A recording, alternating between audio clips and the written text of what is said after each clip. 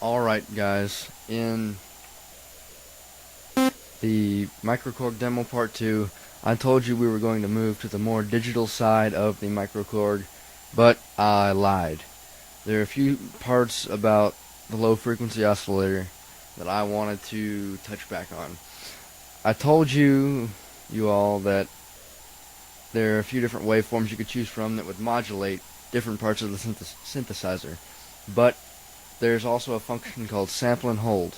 So go to low frequency oscillator 1, pick S-H. The sample and hold, it samples part of the wave, holds it for a certain amount of time, and then releases that and samples another part.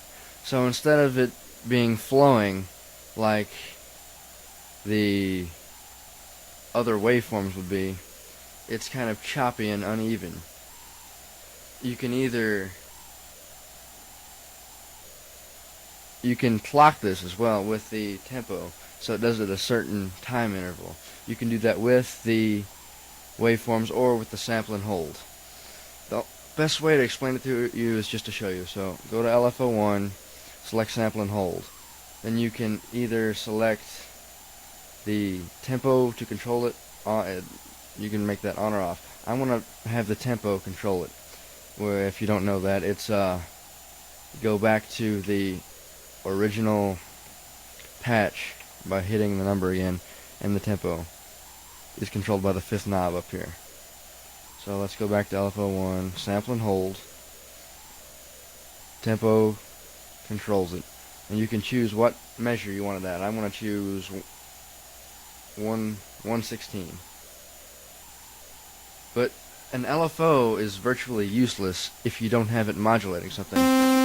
See, it still sounds the same. So you have to go back down to the patch panel, and let's have LFO1 control the cutoff. Okay, you don't hear anything yet because you have to turn the intensity up. You can turn it positive. See, it's sampling and holding a certain height of cutoff, certain depth of cutoff. It's not flowing, it samples. Let's go and samples another one. So it's like, sounds like that. You can do that with any of the other things. You can change it from cutoff to noise.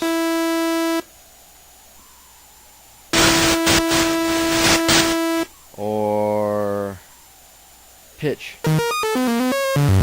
Sounds kind of like a dying robot. You can even have low frequency oscillator 1 control low frequency oscillator 2. LFO2 does pretty much the same thing, except it has a different variety of waves. But it also has a sample and hold. And if you mix those two sample and holds, it can end up sounding really crazy. So let's say you have LFO1 controlling LFO2. Okay, first of all, let's have LFO1, patch 1, LFO1, controlling the pitch.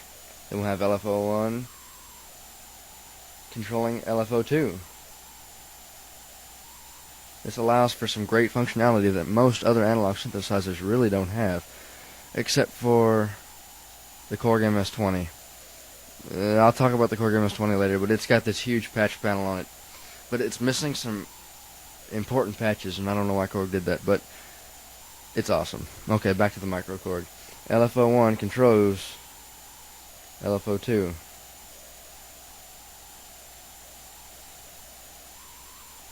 Turn that all the way up.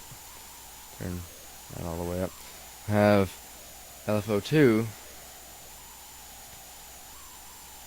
controlling the cutoff.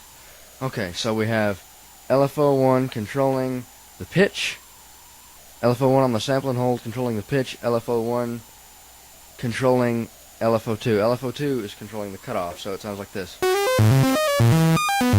Hold on a second. You can hear the changes in pitch and cutoff. And you can take that even to patch 4 and have like the mod wheel control something, or have another aspect of the synthesizer control something else.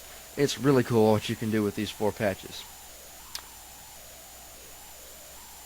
Okay, I've touched on that. Now we'll get back to where I wanted to go, to the digital side involving the effects, the delay, equalizer, and arpeggiator.